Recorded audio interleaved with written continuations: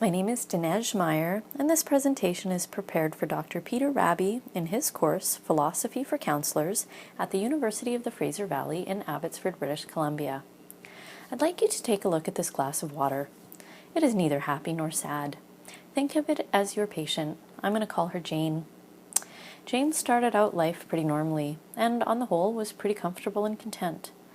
But then Jane's cat died, and that made her feel blue.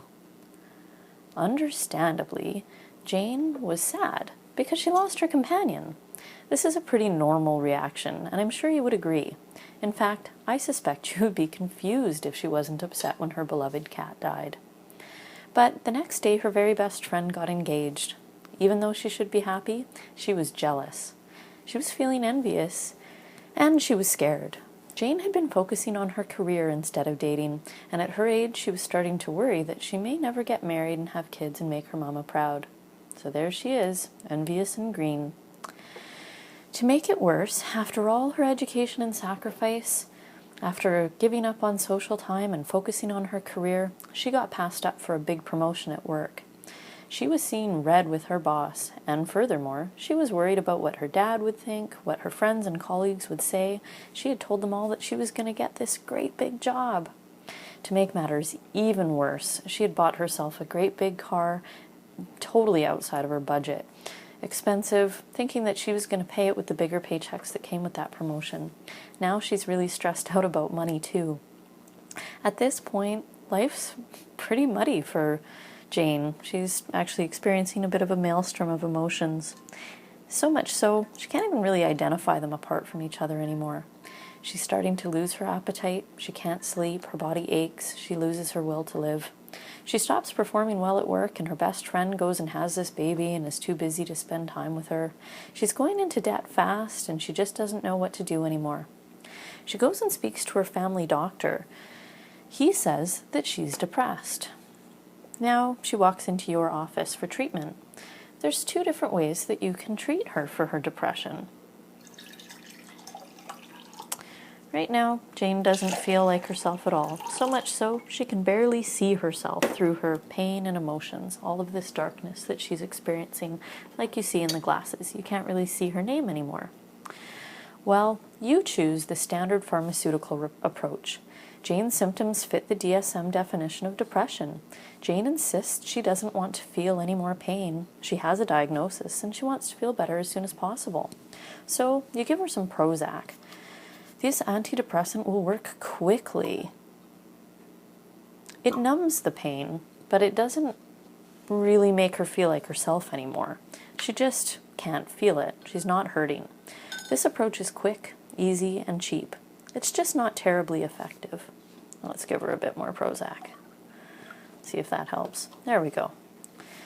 The other option, Jane is encouraged to see a counselor and do some talk therapy.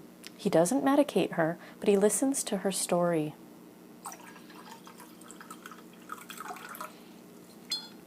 What he says authenticates her feelings. He questions her rationale and challenges any fallacies he detects in her beliefs, values, and expectations. He tells her that she isn't actually sick, but rather is having a hard time dealing with some issues. He reassures her that things will get better through thoughtful effort. She is in control of her mind, remember, even if she can't control the universe and the bad things that happen to her. Counseling is a slow process, like you can see, but in time, Jane gets some tools to help her cope with life's ups and downs. She can't make the past go away, but she sure can start to gain perspective on the problems in her life. And before too long, she can name her feelings: sadness, jealousy, anger, regret, stress.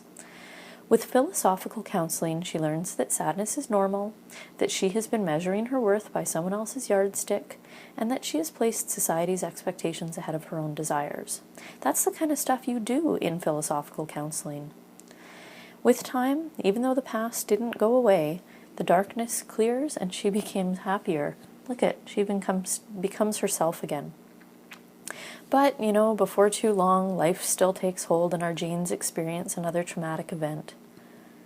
This time, her building catches fire. She can't live in her apartment for a while. She's displaced. For medicated Jane, that's a problem because the medication doesn't work like it had before. It's not as effective. So what does she do? She has to go back to the doctor and get more medication, a higher dose, and you give it to her because it worked the last time. She's still not herself, but she's not as sad as she had been. On the other hand, our Jane, who's been taught coping skills, she's got these skills. She can deal with this traumatic event without even come back for more therapy, and that's what's really cool about it. So whereas the medication cycle is kind of a self-perpetuating cycle, Jane on therapy, when she's learning to deal with that turmoil rationally and without despair, this is kind of like that old saying, if you teach a man to fish. I call my presentation, "The Cure to Sadness is Happiness," inspired by my 5-year-old son who told me so.